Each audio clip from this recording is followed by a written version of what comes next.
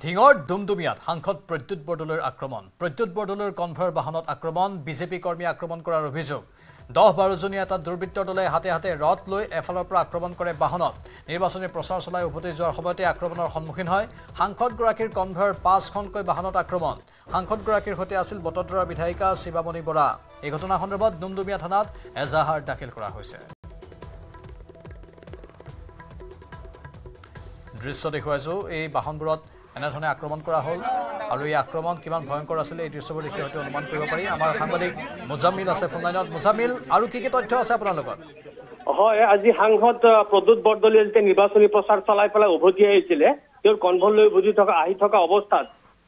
ডুমডুমিয়াৰ বালি সত্ৰত 12-13 জনীয়া দুৰ্বৃত্তৰ দল এটাই মুখত ক'লা কাপোৰ বান্ধি পেলাই তেওঁলোকক বাহনকেইটাক আক্ৰমণ কৰি পেলাই লণ্ডভণ্ড কৰে আৰু তাত আছিলে বাহনখনত আছিলে শিৱামণি বৰা বিধায়িকা শিৱামণি বৰা সাংসদ প্ৰদ্যুৎ বৰদলৈ হাৰুণ আহমেদ কংগ্ৰেছ নেতা হাৰুণ আহমেদ আছিলে মনোৱাৰ হুছেইন আছিলে আৰু তেওঁলোকক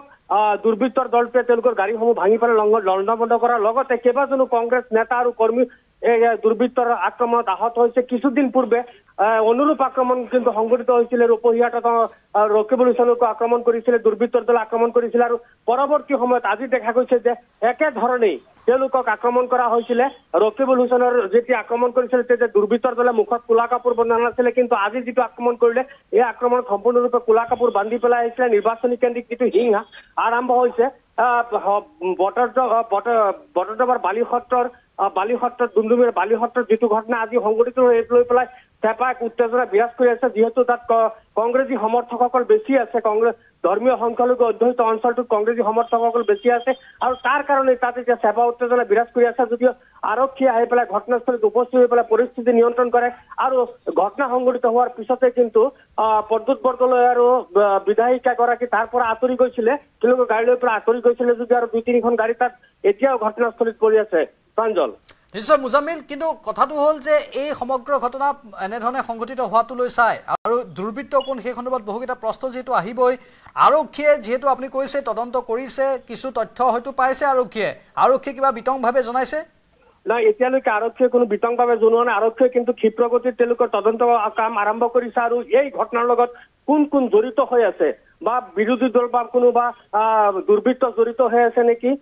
বা তেওঁলোকৰ ৰাজনৈতিক মুনাফা লোৱাৰ বাবে কোনোবা হয়তো আক্ৰমণ কৰিছে নেকি এই ঘটনাক লৈ পেলাই আৰক্ষীয়ে কিন্তু তদন্ত অব্যাহত ৰাখিছে এতিয়ালৈকে কিন্তু কাকো আৰক্ষীয়ে আটক কৰিব পৰা নাই আৰু আৰক্ষীয়ে অতি সোনকালে দুৰ্বৃত্তক আটক কৰি পেলাই এই সম্পূৰ্ণ যিটো ঘটনা হৈছে এইটো সম্পূৰ্ণ তদন্ত কৰি পেলাই তেওঁলোকে এইটো ৰাইজৰ আগত এইটো দাঙি ধৰিব কিন্তু এতিয়ালৈকে কিন্তু কাকো আটক কৰিব পৰা নাই এটা কথা আমি উল্লেখ কৰিব লাগিব যিহেতু ইয়াত ধৰ্মীয় সংখ্যালঘু অধ্যুষিত অঞ্চল গতিকে হয়তো ৰাজনৈতিক মুনাফা লাভৰ বাবে হয়তো কোনোবা আক্ৰমণ কৰিব পাৰে বা কোনোবা দুৰ্বৃত্ত বিভিন্ন কথা আহিব মুজাম্মিল ৰাজনৈতিক মুনাফা সন্মুখত পঞ্চায়ত নিৰ্বাচন আছে কোন শক্তি হ'ব পাৰে এই সমগ্ৰ বিষয়বোৰ এতিয়া প্ৰশ্নৰ অধীনত বা প্ৰশ্নৰ আওতাত আছে আমাৰ আন এগৰাকী জ্যেষ্ঠ সাংবাদিক নিলোৎপল বৰা আছে ফোন লাইনত নিলোৎপল গুৰুত্বপূৰ্ণ খবৰ আহিছে আপোনাৰ হাতত কি তথ্য আছে নিশ্চয় সাংসদ প্ৰদ্যুৎ বৰদলৈক আক্ৰমণ কৰা হৈছে জেঙনিত এখন কংগ্ৰেছৰ সভা কৰিব লৈছিলে সাংসদ প্ৰদ্যুৎ বৰদলৈ আৰু সেই সভালৈ যাওঁতেই আজি ওপৰ ডুমডুমিয়াৰ ওচৰৰ বালি সত্ৰতে আক্ৰমণৰ ঘটনা সংঘটিত হৈছে আৰু এই আক্ৰমণৰ ফলত প্ৰদ্যুৎ বৰদলৈ আঘাতপ্ৰাপ্ত হৈছে প্ৰদ্যুৎ বৰদলৈৰ সৈতে আমি ফোনযোগে কথা পাতিছিলোঁ প্ৰদ্যুৎ বৰদলৈয়ে কৈছে যে ক'লা কাপোৰ চিলাই পেলাই মুখত পিন্ধি আহিছে কিন্তু তেওঁ প্ৰদ্যুৎ বৰদলৈয়ে অভিযোগ কৰিছে যে এয়া কোনো দুৰ্বৃত্ত নহয় এয়া বিজেপিৰ সমৰ্থক বুলি তেওঁ কৈছে আৰু লগতে তেওঁ বৰ্তমান ধিং এফআইআৰত বৰ্তমান তেওঁক প্ৰাথমিক চিকিৎসা প্ৰদান কৰি থকা হৈছে বিধায়িকা শিৱামণি বৰা আছিলে কনভয়টোত বিধায়িকা শিৱামণি বৰাও বাহনখনো ক্ষতিগ্ৰস্ত হৈছে কিন্তু আটাইতকৈ বেছি ক্ষতিগ্ৰস্ত হৈছে প্ৰদ্যুৎ বৰদলৈৰ যিখন ফৰ্চুনাৰ বাহন অতি বেয়াকৈ আৰু প্ৰদ্যুৎ বৰদলৈ যি কৈছে যে লোহাৰ ৰড সুমুৱাই দিছিলে যি খিৰিকীৰে গ্লাছ ভাঙি আৰু সেই প্ৰদ্যুৎ বৰদলৈৰ চিটৰ তলত শুই পেলাই নিজৰ প্ৰাণ ৰক্ষা কৰিছে বুলি কৈছে অতি ভয়ংকৰ আক্ৰমণৰ ঘটনা সংঘটিত হৈছে নিৰ্বাচনী হিংসা বুলি ক'লে কিন্তু নিলোৎপল ইমান ভয়ংকৰ আক্ৰমণ কৰিবলৈ এজন সাংসদক ক'ৰ পৰা সাহস পালে সাংসদগৰাকীৰ সৈতে কিমানজন নিৰাপত্তাৰক্ষী আছিল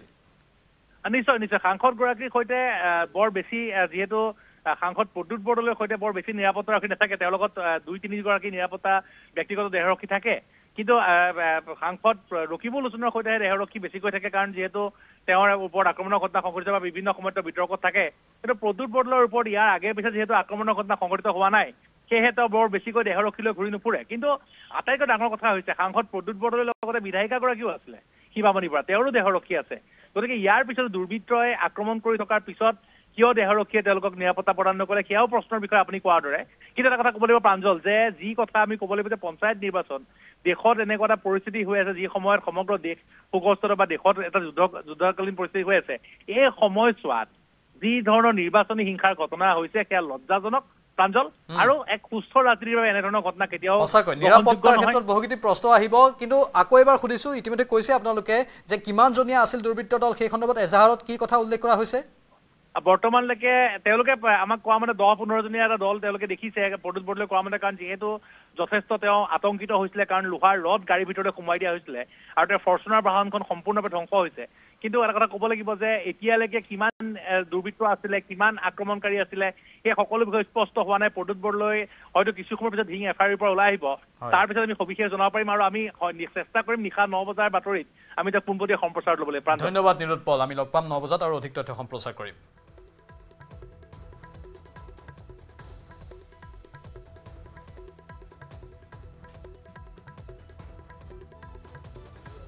আমি ইফালেদি আহি আছিলোঁ, মোৰ গাড়ীখন আপোনাৰ পুলিচো আছিলে আগত কেইজনমান, তাৰপিছত আপোনাৰ কেণ্ডিডেটৰ গাড়ী আছিলে, পিছত মোৰ গাড়ীখন।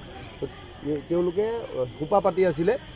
ৰাস্তাৰ ছাইডত, অলপ ফৰেষ্ট এৰিয়া এটা এইখিনি জেগাত। ফটককৈ 50জনমান যুৱক ওলাই আহিলে, ক'লা কাপোৰ ক'লা মুখত মাৰি পেলাই ডাঙৰ ডাঙৰ লাঠি লৈ আহি পেলাই গাড়ীখনত পূৰা এনেকুৱা এটাক কৰিলে যেন তেওঁলোকে গাড়ীত এটাক নহয় মুখে মাৰাৰ, আমাক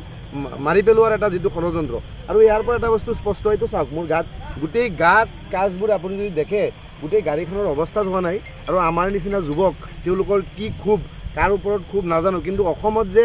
জংগল ৰাজ চলি আছে, অসমত যে এটা বেয়া পৰিস্থিতি আপোনাৰ সেই 1990ৰ আগৰ পৰ্যায়লৈকে গৈছে, 2000 চনৰ আগৰ পৰ্যায়ত আকৌ অসম উভতি আহিছে। আজি মই চৌচক্কে ইয়াত আহি পেলাই প্ৰমাণিত হ'লোঁ। আৰু এটা খুব মানে আমাৰ ঢিঙত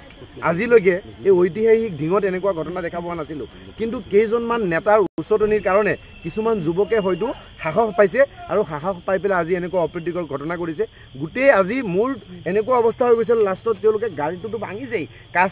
আমি আগুৱাব নোৱাৰি 100জনমান মানুহটো আমি মাৰি পেলাই গাড়ীখন পাৰ কৰিব নোৱাৰোঁ। তাৰপিছত তেওঁলোকে গৈ পেলাই হানি খুচাৰ নিচিনা এটা কাণ্ড কৰিব বিচাৰিছিল। পিছত মই উপায় নাপাই চিটৰ ছাইডত সোমাই যাব লগা হ'ল। পিছত ক'লোঁ যে পিক আপ দিয়া। তাৰপিছত যেতিয়া পিক আপ দিলে, আমাৰ যিজনে ড্ৰাইভাৰ চিটত বহি আছিলে তেওঁ পিক আপ দিয়াৰ পিছত ছাইডত ফালৰিৰ পৰা গুচি গ'ল। আগৰ পৰা যোৱাৰ পৰা কিবাকৈ মানে কথুমুপি ৰক্ষা কৰাৰ নিচিনা হ'ল। আমি চুইচ গেটত মিটিংখন কৰি যেতিয়া ঘূৰি আহি আছিলোঁ, ইয়াতে নগৰ সাংসদ প্ৰদ্যুৎ বৰদলৈ ডাঙৰীয়া, বটদ্ৰৱা সমষ্টিৰ বিধায়িকা শিৱামণি বৰা ডাঙৰীয়ানী আৰু মোৰ গাড়ীখন এনেকৈ আমি কনভয় কৰি একেলগে গৈ আছিলোঁ। হঠাৎকৈ কিছু ক'লা কাপোৰ পিন্ধা কিছু দুৰ্বৃত্তক দেখা পালোঁ, ইফালৰ পৰা দৌৰি আহিল। কোনো কথা নাই বতৰা নাই, একফালৰ পৰা গাড়ীত কোবোৱা আৰম্ভ কৰিলে। তো আৰু এনেকুৱা এটা তাণ্ডৱৰ সৃষ্টি কৰিলে যে সেইখিনি সময়ত এনেকুৱা লাগিল যেন মানে কিছুমান পোহনীয়া গুণ্ডা বাহিনীয়ে আহি গোটেই গাড়ী মানুহ আমাৰ ওপৰত এটেক কৰিলে। তো এইখিনিয়ে গোটেই ঘটনা। বাকীটো আপোনালোকৰ সন্মুখত ৰাজনৈতিক দলৰ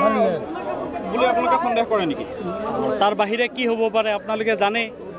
গোটেই অসমজুৰি এটা কি পৰিৱেশৰ সৃষ্টি কৰিছে। আজি ইলেকশ্যনৰ কেণ্ডিডেটক আপোনাৰ ডমিনেট কৰাৰ পৰা আৰম্ভ কৰি নমিনেশ্যন পেপাৰ উইথড্ৰ কৰোৱাৰ পৰা আৰম্ভ কৰি গোটেইখিনি